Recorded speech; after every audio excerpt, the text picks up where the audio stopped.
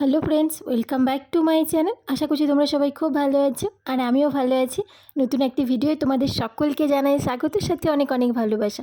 আজকে আমি আর আমার বাবা দুজন মিলে বানাবো চিকেন বিরিয়ানি, আর সেই বিরিয়ানি রেসিপিটাই তোমাদের সাথেও শেয়ার করছি। তো তোমরাও সাথে থাকো আর দেখতে থাকো শেষ অবধি পুরো ভিডিও। তো বাবা প্রথমে আমাকে আলু পেঁয়াজ ওগুলো কেটে দিল, তারপরে মাংসটা ভালো করে ধুয়ে এনে দিল, আর এদিকে আমি বিরিয়ানির যে চালটা সেটা বসিয়ে দিয়েছি। তো চালটাতে আমি দিয়ে দিলাম একটু ঘি, তেজপাতা। ওইদিকে ভাত হতে এদিকে আমি ডিম সিদ্ধ করে নিলাম। আর এবার দেখো পেঁয়াজ ভাজবো, অনেকগুলো পেঁয়াজ কেটেছি, এই সমস্তটা এগুলো বেরেস্তার জন্য এগুলো ভেজে নেব। আর বাকি যেটা মাংস কষার জন্য পেঁয়াজ কেটেছে সেগুলো এখনও বাবা কেটেই যাচ্ছে, পেঁয়াজ রসুন আদা। আর এই দেখো মোটামুটিভাবে আমাদের সবটা রেডি হয়েছে। তো প্রথমে পেঁয়াজ ভাজাটা বসিয়ে দিলাম।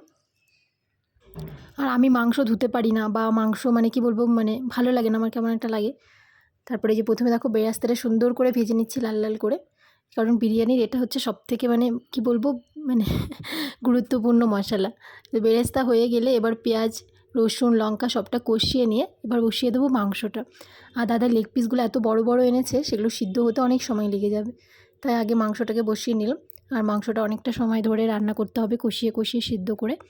আমার নিজের জন্য বানাবো শুধু এগ বিরিয়ানি, আর বাকি সবার জন্য বানাবো চিকেন বিরিয়ানি, কারণ আমি তো চিকেন খাই না। আর তবে রান্নাটা আমিই করছি, আর আমাকে বাবা সাহায্য করেছে। বোন আজকে ভীষণ ব্যস্ত, সেই কারণে বাবা আমায় সাহায্য করেছে।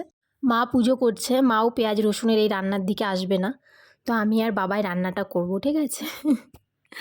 তো এই দেখো মাংসটা ভালো করে আগে কষে নিলাম।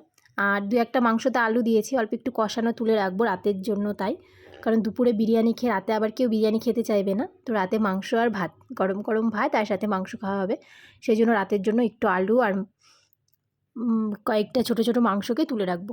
আর এই দেখো মাংসটা রান্না মোটামুটি হয়ে গেছে, আর মাংসটা সিদ্ধ হয়ে গেছে। তো এবার আমি লেয়ার দিচ্ছি। তো প্রথমে গামলাটাতে ঘি মাখিয়ে নিয়ে সেখানে আমি সাদা ভাত দিয়ে দিলাম, আর এবার দিয়ে দেবো মাংস, তারপরে একে একে দেবো ডিম আলু, আরও সবটা কিছু দিয়ে দেবো। তো আমি আলুগুলোকেও সিদ্ধ করে ভালো করে ভেজে রেখেছি, আর সাথে পেঁয়াজের বেরেস্তা, সাথে একটু ঘি, সাথে বিরিয়ানি মশলা, সবটা দিতে হবে। তো আমি ধীরে ধীরে ধীরে ধীরে করে দিচ্ছি। আর ভীষণ সুন্দর কিন্তু একটা গন্ধ এখনই বেরিয়ে গেছে। আর এবার সুন্দর করে লেয়ারটা তৈরি হয়ে গেলে তারপরে আমি আবার দমে বসিয়ে দেবো, ওটা আবার আধ ঘন্টা মতো একটু দমে রাখতে হবে। তো দেখো আমি সুন্দর করে লেয়ারটা দিচ্ছি, আর ঘিটা মাস্ট দিতেই হবে, নইলে অনেকক্ষণ দমে থাকবে তো তখন নিচে লেগে যাবে। আর এই দেখো পুরো লেয়ার হয়ে গেছে, আর ওপরে আমি ডিম আলু সবটা দিয়ে দিয়েছি, সাথে মাংস ভাত। আর এবার আমি দমে রেখে দেবো, মোটামুটি আধ ঘন্টা টাইম রাখতে হবে। আর আমি আমার জন্য আলাদা করে এগ বিরিয়ানি বানিয়েছি, ওটা আমি পরে দমে বসাবো। এটা চিকেন বিরিয়ানিটা আগে বসিয়ে দিই। বাড়িতে আজকে প্রথমবার চিকেন বিরিয়ানি বানানো হচ্ছে, তাও বানাচ্ছি আমি আর আমার বাবা। তো বাবা তো অনেকক্ষণ থেকে বলছে হ্যাঁ ভালো হবে, সুন্দর গন্ধ বেরিয়েছে। তো বোন বলছে বাড়িতে বানানো সেটা কি খাওয়া যাবে, বোন আবার একটু মানে ইয়ে করছে। তো এই দেখো দম দেওয়া হয়ে গেছে, আর দম থেকে বের করে এই দেখো বিরিয়ানিটা, যদিও মশলাটা একটু কম হয়েছে কারণ বাড়িতে খাওয়া তো। সবাই খাচ্ছে বিরিয়ানি। কেমন হয়েছে বাবা? তনু